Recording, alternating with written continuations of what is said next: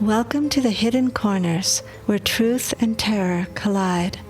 Discover a realm where the lines between the living and the supernatural blur, as you embark on a journey to the paranormal and visit the mysterious hidden corners of your mind.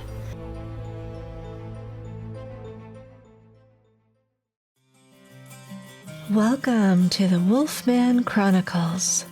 Clay is out of town this weekend. He'll be back on Monday, but unfortunately, you'll have to hear me read the story today. This is Chapter 2 of Book 8, which makes it Episode 92. And we're in Cambodia, into the heart of darkness. And we are being serenaded tonight with crickets, snoring dogs, meowing cats, and all kinds of noise. And I apologize for that. Sorry guys. But I hope you enjoy the story anyway. Under the cover of dusk, Phnom Penh began to shimmer with a different kind of life. The city's soft golden light gave way to a pulsing amber glow as the sun slipped behind the horizon.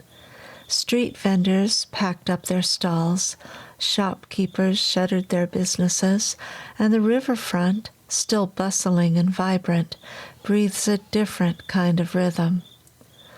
When the sun sets, the city transforms. Neon lights flicker to life, casting colorful glows over the streets. The bustling riverfront along Sisawath Quay becomes a magnet for tourists and locals alike, lined with rooftop bars, bustling restaurants, and the hum of tuk-tuks weaving through traffic. Street performers entertain crowds near the royal palace, while vendors hawk skewered meats, sweet mango with chili salt, and cold Angkor beer from their carts. In the nightlife districts like Basak Lane, Riverside, and parts of Street 136 or 51, you'll find classy cocktail lounges nestled beside gritty dive bars and nightclubs that pulse with bass well into the early morning hours. Foreigners mingle with locals, expats sip craft beers, and backpackers swap stories over cheap drinks and plates of noodles. Phnom Penh's nightlife is unforgettable, but it's not without shadows. Beneath the surface glimmer, the city's reputation as a hub for sex tourism and trafficking brings a darker element to the streets.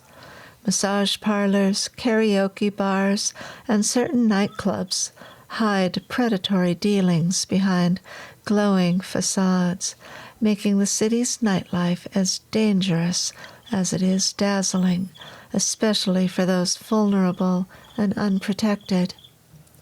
The city never truly sleeps. It breathes through the night, a mix of music, movement, and mystery. Jack and Nadia left the safe confines of the Sangam Hotel and wandered through the streets to the night market, a sensory adventure nestled near the riverfront at the northern end of Sisawath Quay.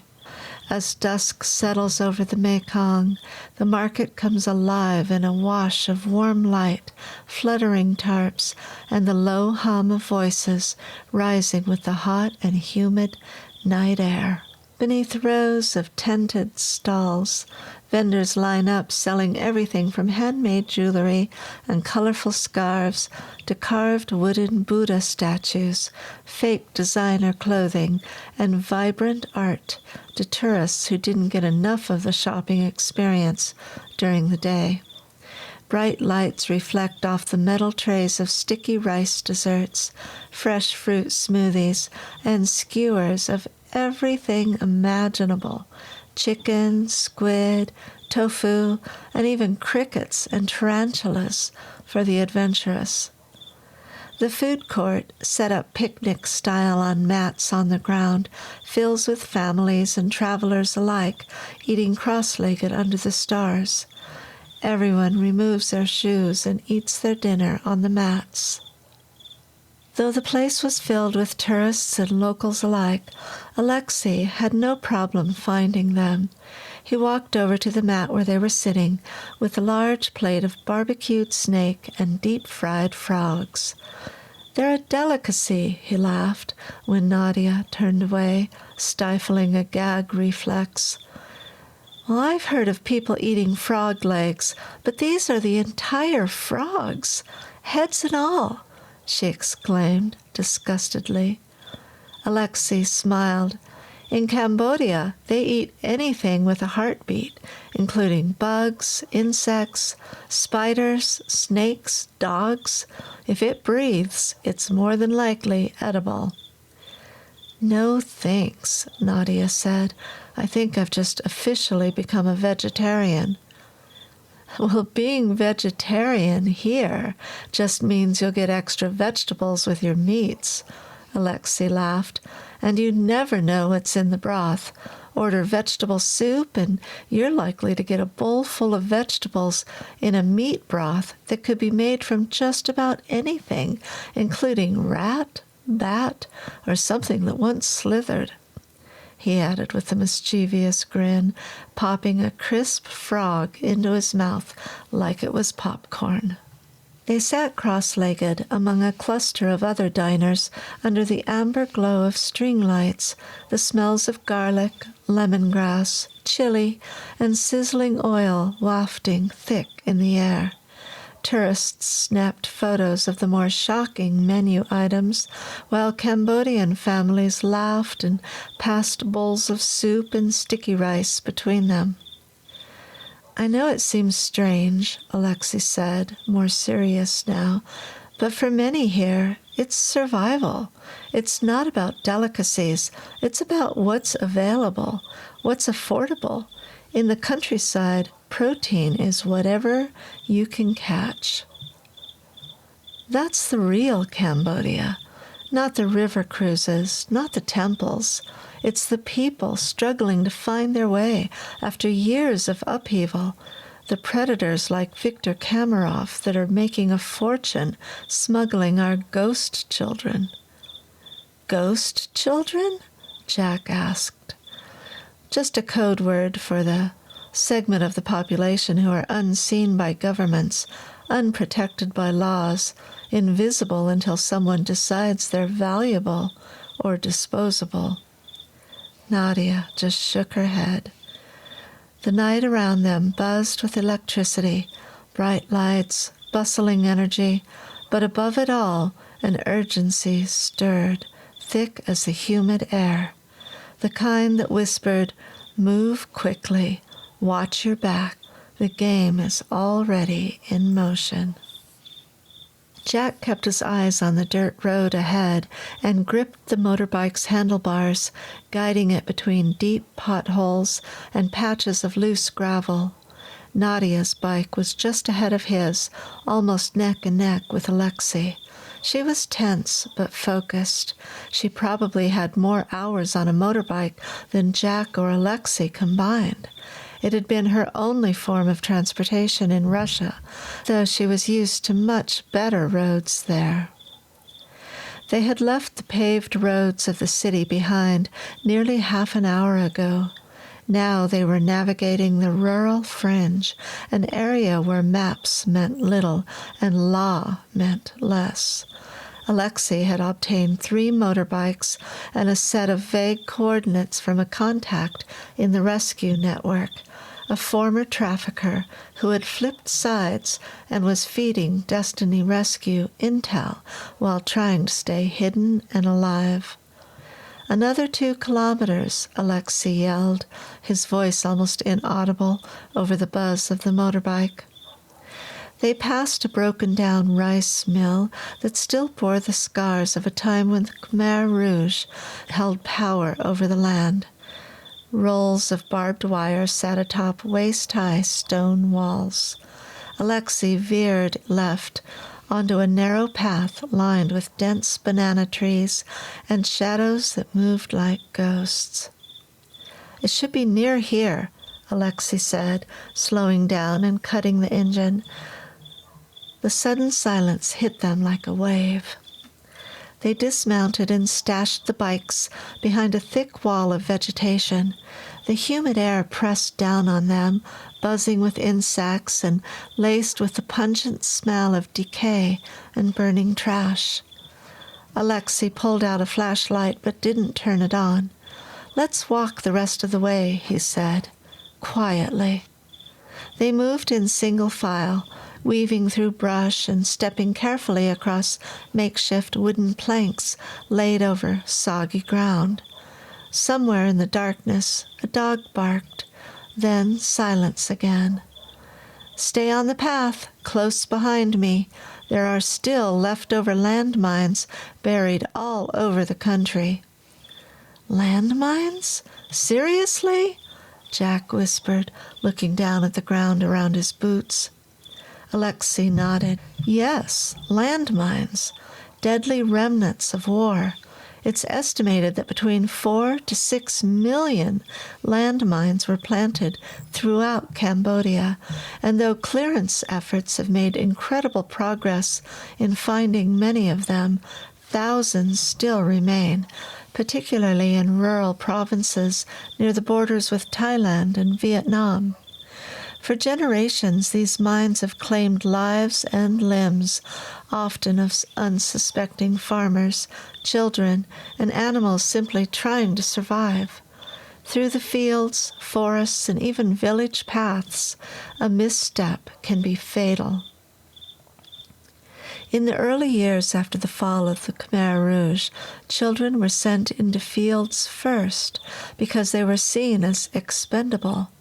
Some impoverished families, desperate for survival, were forced to use their children to collect scrap metal, knowing it might be near or on top of a mine.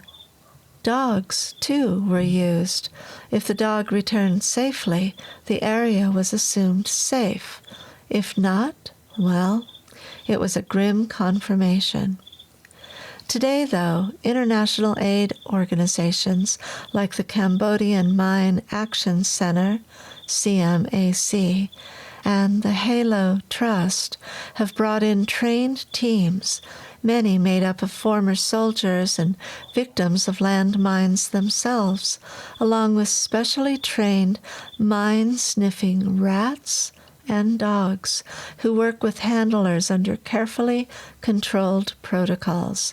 These animals are treated with great care and have helped to clear massive areas of land. Still, over 64,000 Cambodians have been injured or killed by landmines since 1979. In many villages, it's a common sight to see survivors with missing limbs. "Wow," Jack said. "I had no idea." Alexei turned and faced him. "Not many do."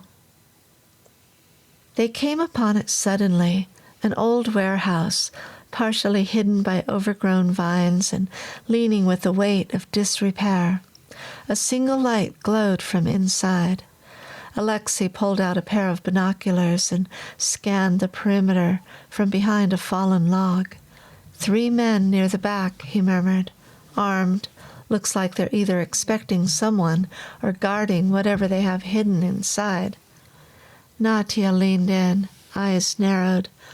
"This is the place your contact told you about?" "Yes."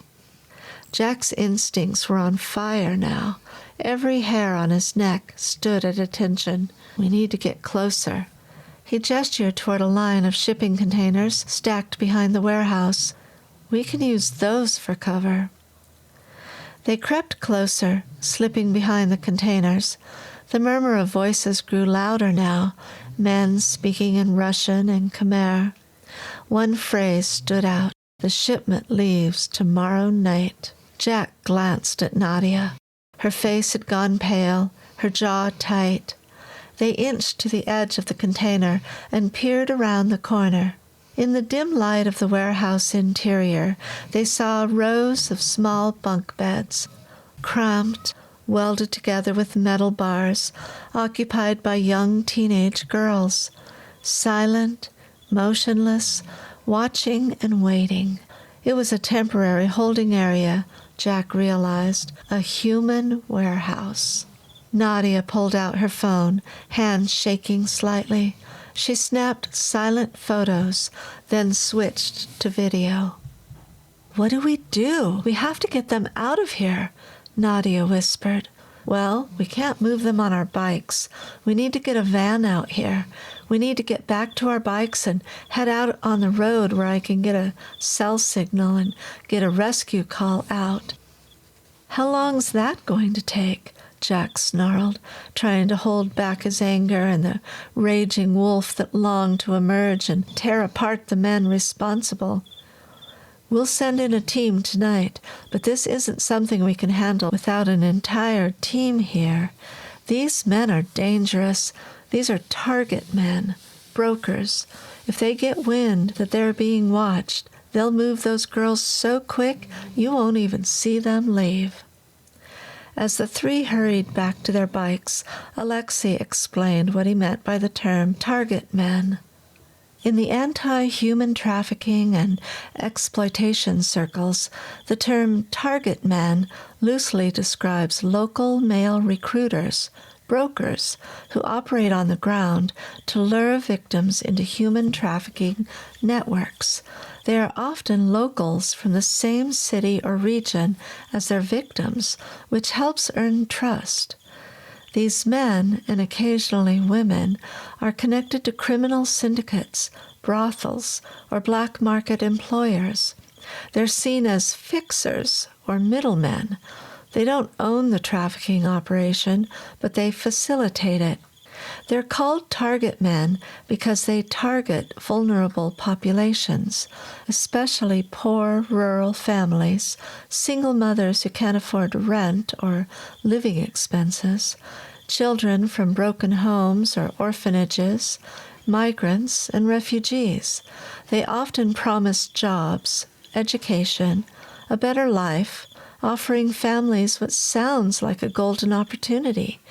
In many cases, the family doesn't realize they're sending their child into abuse. Some target men also serve as watchdogs and enforcers, ensuring victims don't escape or speak out, kind of like a pimp. It's one of the challenges we have to deal with on a regular basis. Because of their proximity to the community and their ability to blend in, they're hard to identify and even harder to stop. They often operate with impunity, protected by corruption or weak local law enforcement. Sometimes they pose as boyfriends or employers. They might work inside orphanages or shelters, fake modeling agencies, or massage parlors, anywhere they can gain the trust of a young person.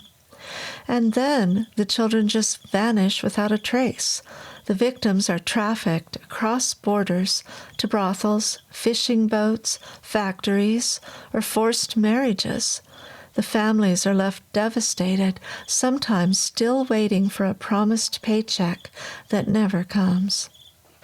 They reached the bikes and quickly moved out of the jungle of trees to the roadway where Alexei scrambled to mobilize his contact rescue team, but the clock was ticking. "What do we do now?" Nadia asked. "We wait," Alexei replied. The air inside the karaoke lounge was thick with perfume, cigarette smoke, and the false glamour of cheap sequins and mood lighting. Men in business suits sat with underage girls in tight dresses, sipping overpriced drinks. A sound system played softly in the background, crooning a syrupy Khmer love song. At a small table near the back of the room, Somchai Rathana kept a watchful eye on the girls while talking on his cell phone. He was a clean-cut and small man, as most Cambodians are. His left eye was slightly clouded, an old injury that gave him a permanently cold, detached stare. Somchai was once a child soldier during the Khmer Rouge regime. Orphaned and hardened by violence, he crossed into Thailand as a teenager and eventually found his way into the criminal underworld. He learned to keep his head down and survive, first by running drugs, then weapons, and eventually people. By the early 2000s, he became known in Bangkok's back alleys and Phnom Penh's underbelly as Mr. Black, the man who could deliver anyone, anywhere, no questions asked. He had a private network of informants who alerted him to potential threats, including nonprofit rescue missions, police raids, and journalists sticking their noses where they don't belong. He watched as one of the men got up and took the girl's hand he'd been sitting with. A burly man met them at the door and nodded toward the woman sitting by the cash register. "Pay first," he said in Khmer. Somchai glanced back at the notebook in front of him. To him, the girls were nothing more than currency. The night air pulsed with tension as the van's headlights cut out, rolling to a silent stop where Jack, Natia, and Alexei waited astride their bikes. A tall Australian man stepped from the driver's side, nodding to Alexei without a word. In the back, 2 rescue operatives slid the door open and stepped out into the humid dark. "We only get one shot at this," Alexei whispered, barely audible over the buzz of cicadas. Jack gave a tight nod and glanced at Natia. She was tense, jaw set, fists clenched on the handlebars. She had seen the girls. She couldn't get their hollow eyes out of her head. They dismounted and crept forward, ducking into the overgrowth that surrounded the path leading to the warehouse. The jungle enveloped them in shadows, vines brushing their shoulders like fingers urging silence. The dim light spilling from a single flickering bulb above the door cast long shadows across the cracked concrete. 2 armed guards leaned against the side wall, smoking and laughing quietly in Khmer. Alexei gestured, a hand signal. One of the operatives moved left. Jack moved right. Quick, clean, silent. In seconds, the guards were down. One choked unconscious, but still alive. The other stunned and zip-tied before he could raise an alarm. Natia held her breath as Alexei slowly eased open the metal door. A groan of rusted hinges echoed into the hollow space. Wide eyes stared at them in stunned silence. Natia stepped forward, her voice barely above a whisper, tears catching in her throat. "We're here to help you. Please, come with us." The girls didn't move at first. Then one, a girl no older than 10, slid off her bunk. She reached for another, then another. Slowly, like birds too afraid to fly, they began to gather. Alexei led the front, machete in hand, watching the shadows. Jack and Natia walked alongside the silent procession, guiding the girls, one by one, down the narrow jungle path. No one spoke. Every sound felt like thunder. When the van came into view, the driver opened the side door and climbed in back, helping the girls up gently. The other operative kept watch, scanning the trees. One girl tripped, but she didn't cry. None of them cried. They had no tears left. Finally, the last girl was inside, cramped inside the large, nondescript van. The driver took off, tires crunching gravel as they sped toward the city, toward safety. Jack exhaled hard. Natia stared down the path, breath catching. "Well, that's one warehouse," she said softly, bitterly. "How many more?" Jack didn't answer, but in the darkness his eyes burned gold. The first light of dawn crept through the cracks in the metal siding, casting eerie beams across the now empty bunk beds. The warehouse was silent, save for the buzzing of flies and the distant sound of a rooster calling somewhere outside. A black SUV pulled up outside the warehouse. 2 men jumped out, one Cambodian, wiry and small, the other a broad-shouldered, pale-skinned Russian, Kirill Raskov, Viktor Kamarov's other middleman, the man who makes the shipments run on time, who manages people like assets and disposes of them the same way. He lit a cigarette as he walked inside, his boots echoing sharply across the floor. He stopped and stared at the rows of empty beds. The expression on his face didn't change. He didn't shout. He didn't even swear. He only exhaled a long stream of smoke. "Well," Kirill said in a gravelly Russian accent, "somebody found the warehouse." Somchai Rathana was already dialing furiously, babbling into his phone in Khmer. Kirill turned and knocked the phone out of his hand. "Don't call anyone," he said coldly, "not until I say so." He knelt beside one of the guards, ripped the tape from the man's mouth.